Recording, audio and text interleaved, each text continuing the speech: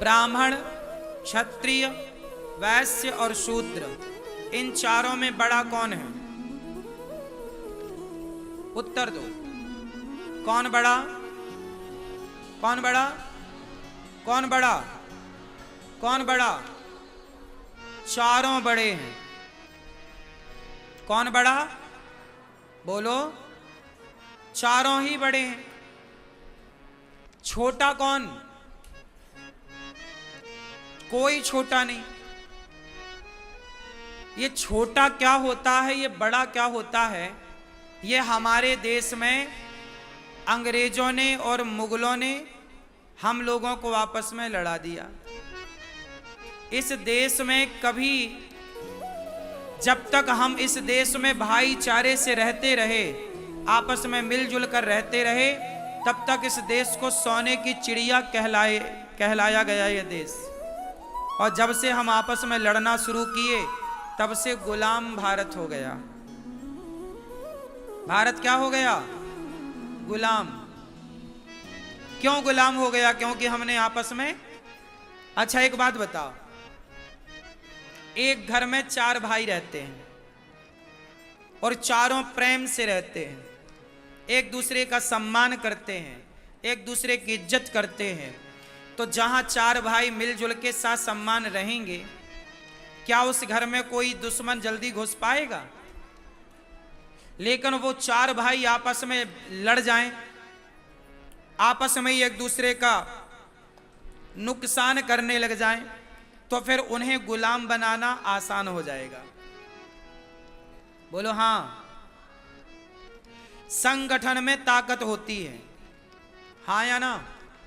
अभी आप लोगों ने धनतेरस में क्या खरीदा? चप्पल कौन कह रहा है? हाँ?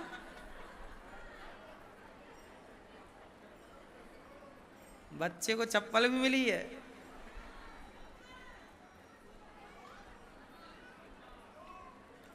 धनतेरस में क्या खरीदा आप लोगों ने? क्या खरीदा?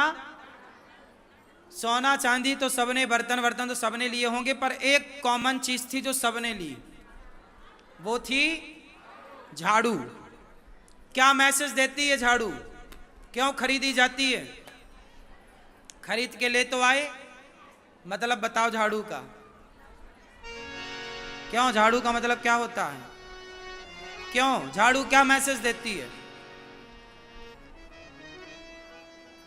सफाई, बस इतनी सिखाती है। हाँ, झाड़ू को बनाते समय अनेक तिनकों को इकट्ठा किया जाता है और सारे तिनकों को जोड़ करके उसे बांध दिया जाता है। जब बहुत सारे तिनके एक होते हैं तो झाड़ू बन जाती है, और बहुत सारे तिनकों को जोड़कर बनाई जाती है तो सारे कचरे को साफ करती है। और यदि वो खुद बिखर जाए तो स्वयं कचरा हो जाती है। तो झाड़ू धनतेरस में इसलिए खरीदते हैं कि भाई हमारा धन क्या है, हम आपस में संगठित रहें, यही हमारा धन है। झाड़ू की तरह, यदि आपने झाड़ू की तरह संगठित रहना सीख लिया तो क्या मजाल मुगलों की और अंग्रेजों की या तीसरे की या चौथे की कि तुम्हारी तरफ आंख उठाकर देख ले, तुम्हारे देश की तरफ आंख उठाकर देख ले। जब जब देश बटा है तब तब देश मिटा है।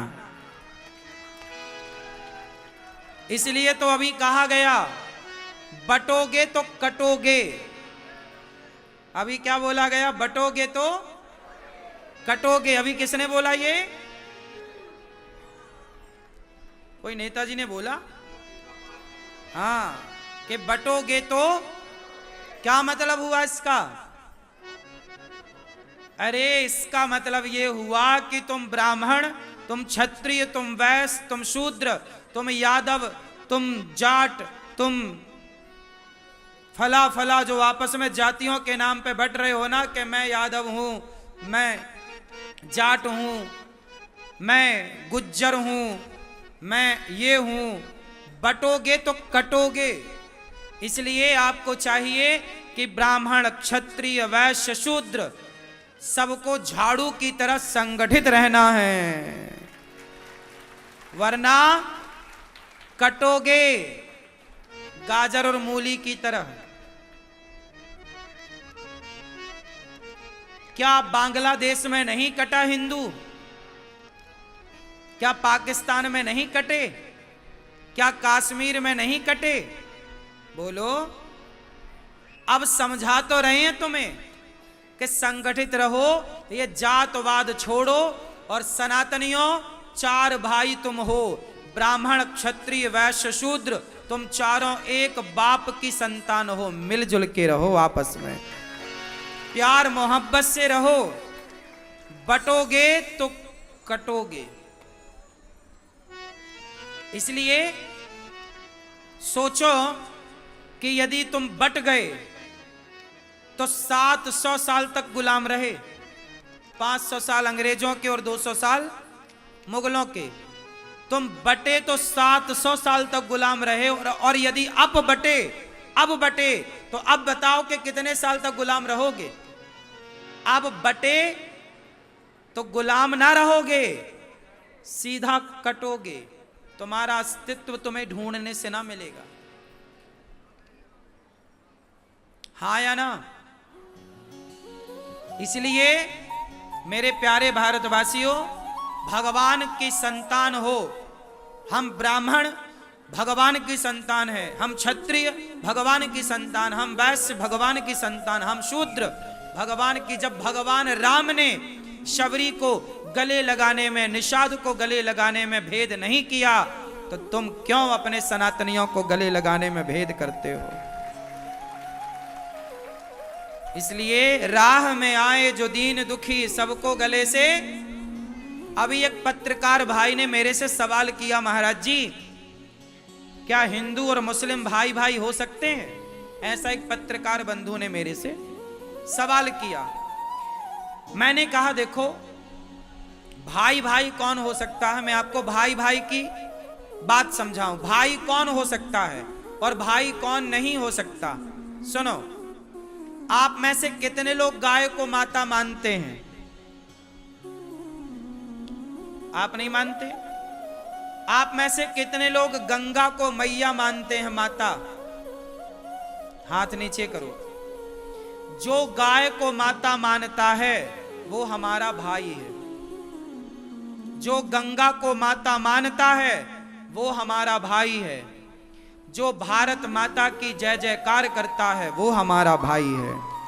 जो गाय को माता नहीं मानेगा, जो गंगा को माता नहीं मानेगा, वो हमारा कभी भाई हो ही नहीं सकता।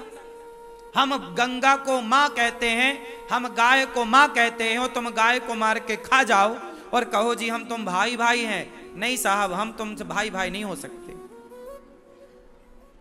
भाई वही हो सकता है जो गंगा को मां कहे, जो गाय को मां कहे, और जो भारत माता को गर्व से अपनी माता कहे, वो हमारा भाई है।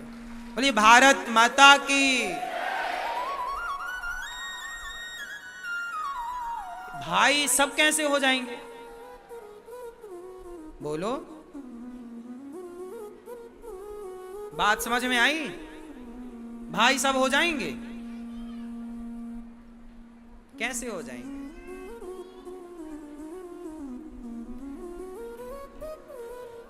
इसलिए आपको संगठित रहना चाहिए। क्या रहना चाहिए? जोर से। तो आज से बताओ कितने लोग संगठित रहने की कसम खा रहे हैं? जातियों में बटोगे? जरूरत से ज्यादा यदि होशियार बनोगे और जातियों में बटोगे तो फिर कटोगे। बटोगे तो कटोगे। कैसे कटोगे? जैसे कश्मीर में कटे, जैसे पाकिस्तान और बांग्लादेश में कटे, गाजर और मूली की तरह कटोगे। इसलिए क्या रहोगे?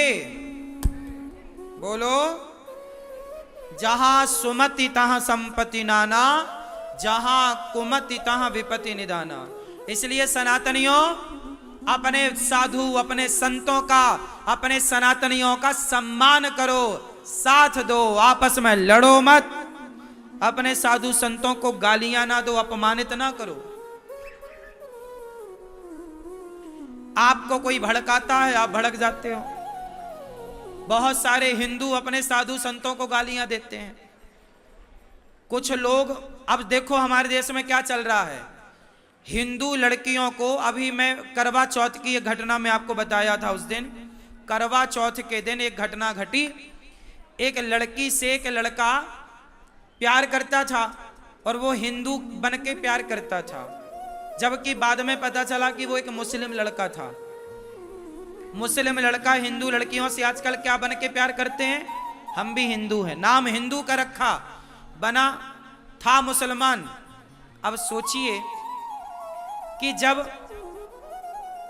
प्यार जिससे आपने किया, जिस लड़की का आपने शारीरिक शोषण कर लिया, जब आप उस लड़की के टुकड़े टुकड़े कर सकते हो, उसे मार सकते हो, जब आप उसके सगे ना भये तो फिर किसके सगे होंगे।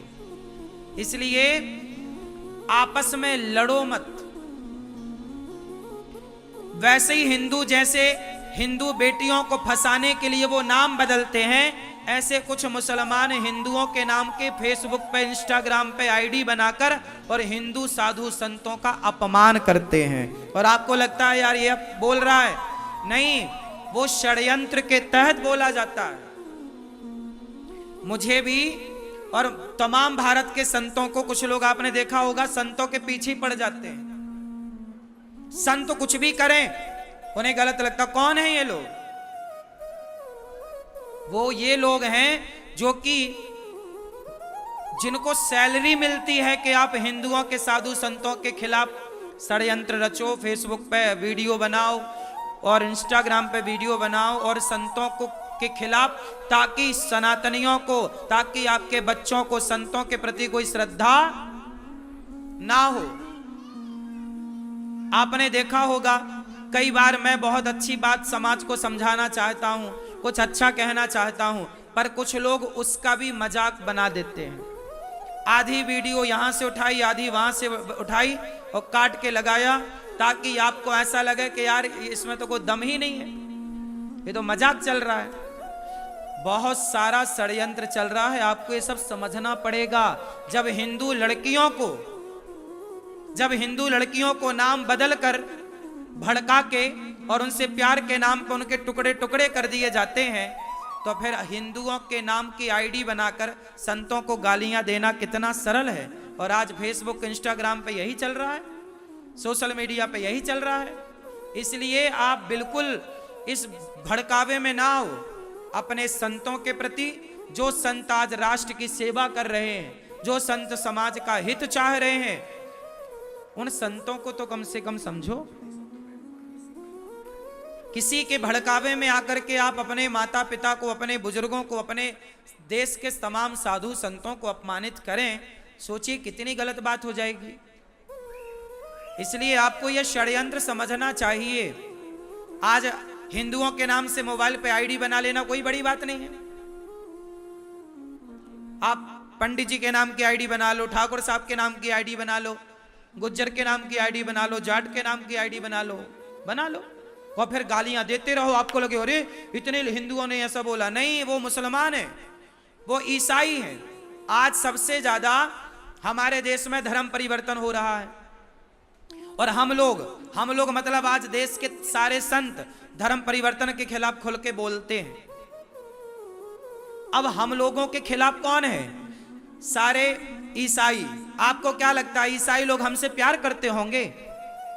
वो तो हम लोगों को अपना दुश्मन मानते हैं कि आप लोग समाज को सही ज्ञान देते हो।